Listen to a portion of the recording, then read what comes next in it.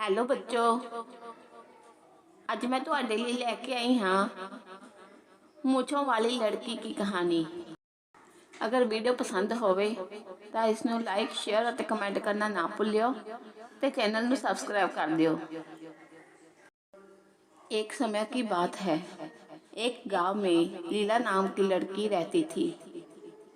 उसके पापा लालचंद गांव के बड़े सेठ थे।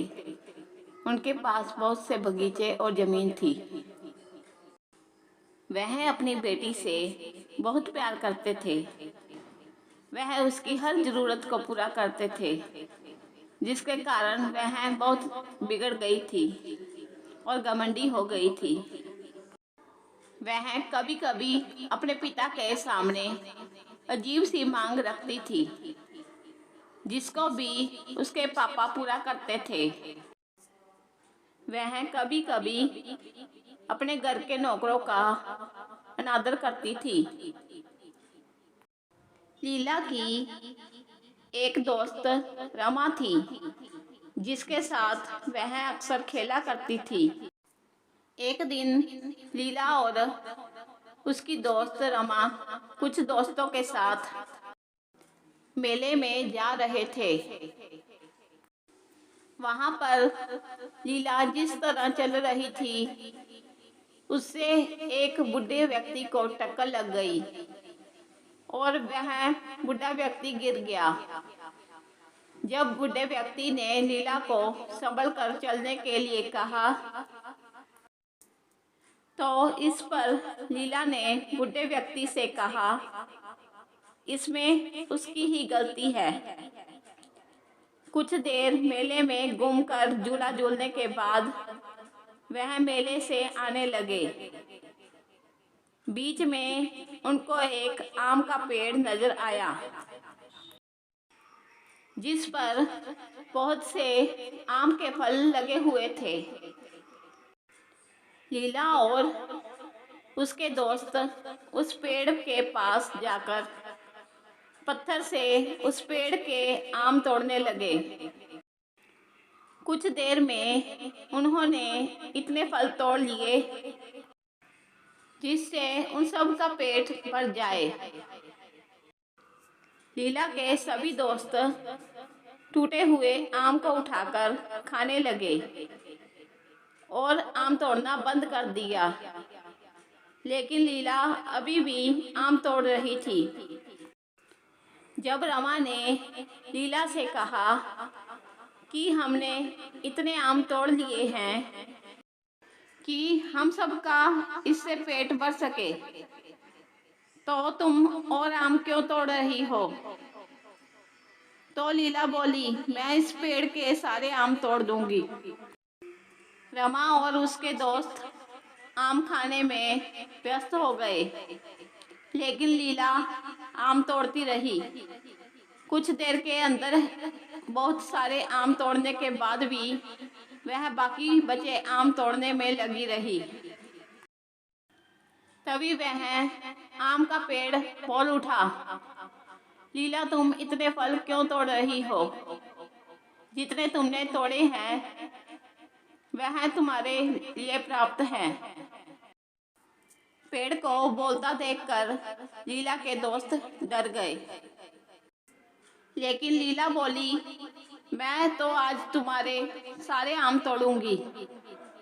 आम ने लीला को चेतावनी दी कि वह रुक जाए और बाकी आम ना तोड़े, लेकिन लीला कहाँ मानने वाली नहीं थी।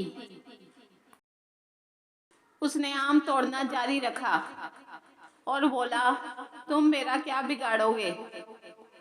आम के पेड़ ने बोला, लीला तुम बहुत घमंडी लड़की हो, तुमको सबक सिखाना ही पड़ेगा।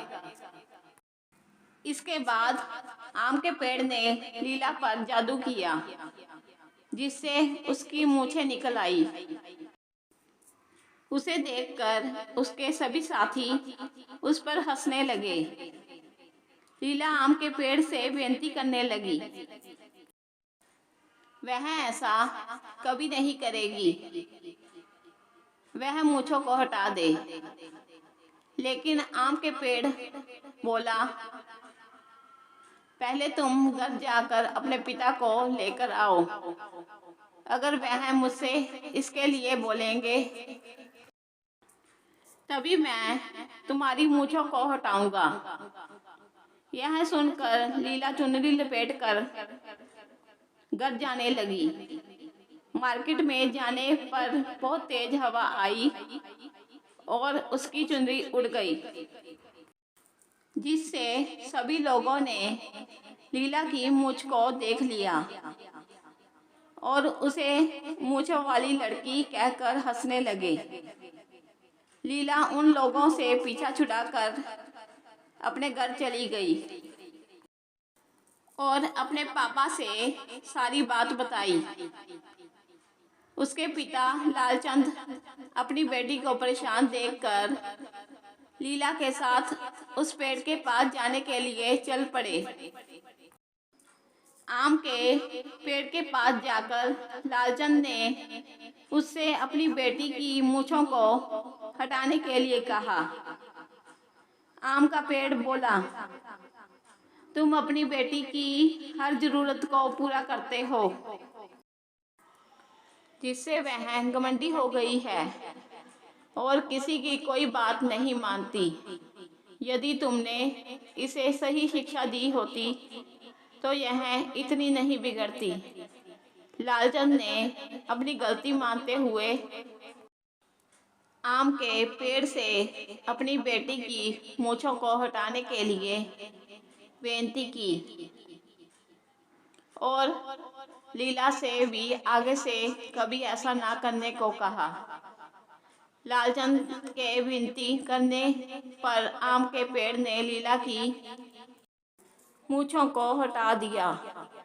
इसके बाद लीला भी सुधर गई और सबसे सही से पेश आने लगी और उसने घमंड करना भी बंद कर दिया। सीख, इस कहानी से हमें यह सीख मिलती है कि हमें कभी भी घमंड नहीं करना चाहिए।